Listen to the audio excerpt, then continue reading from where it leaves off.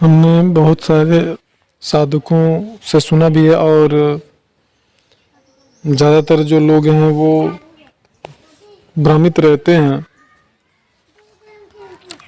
कि हमारे इष्ट देव कौन है या इष्ट देवी हमारी कौन है। और कभी कभी तो लोग अपने गुरु से या मार्गदर्शक से भी यह पूछते हैं कि हमारे इष्ट कौन है। तो ज्योतिषीय गणना के अनुसार ज़्यादातर जो इष्ट होते हैं साधक वास्तव में भी मतलब अपने जीवन काल में अपनी ज़िंदगी में भी ऐसे ही व्यक्ति को इष्ट मानता है।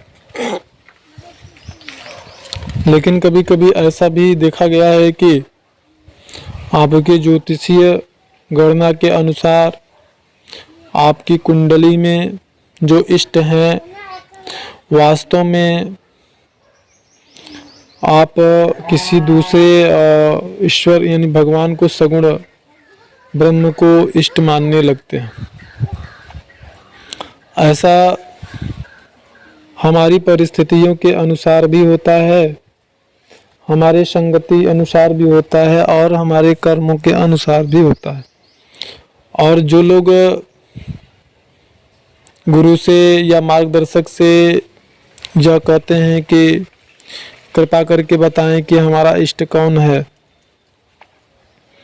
तो ऐसे लोगों को मैं ये ज़रूर बताना चाहूँगा कि इष्ट गुरु या मार्गदर्शक किसी को नहीं बनाते बताते हैं, बल्कि इष्ट व्यक्ति का स्वमेव उसकी अंतरात्मा ही निश्चित करती है और उसके इष्ट का निर्णय उसकी अंतरात्मा ही करती है।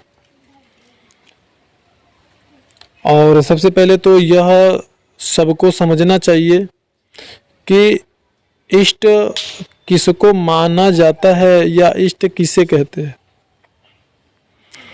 तो ऐसे सगुण ब्रह्म का स्वरूप ऐसा स्वरूप चाहे वो देवी हो या देवता हो, तो सगुण ब्रह्म का ऐसा स्वरूप जिसके प्रति आपका जो लगाव है, जो खिंचाव है वो ज़्यादा हो। मतलब अपने दुख के समय अथवा अपने सुख के समय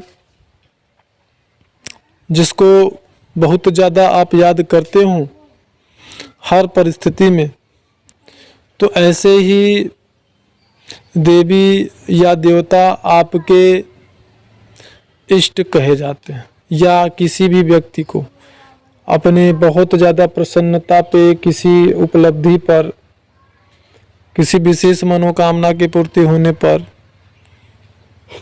जिस भी सगुण ब्रह्म के स्वरूप को वह याद करता है अथवा जो भी आपको जो बहुत ज़्यादा तकलीफ हो, आपको बहुत ज़्यादा दुख हो, चाहे वो शारीरिक हो, सामाजिक हो, मानसिक हो या आध्यात्मिक हो, उस दुख में भी अगर आप जिस भी सगुण ब्रह्म के स्वरूप को याद करते हो तो ये समझ लेना कि आपका इष्ट देव या आपके इष्ट देवी वही है जिन्हें आप अपने सुख में या अपने बहुत दुखी होने पर याद करते हैं। इसके लिए किसी गुरु से या मार्गदर्शक से यह पूछने की जरूरत नहीं होती है कि हमारे इष्ट देव कौन है या हमारी इष्ट देवी कौन है।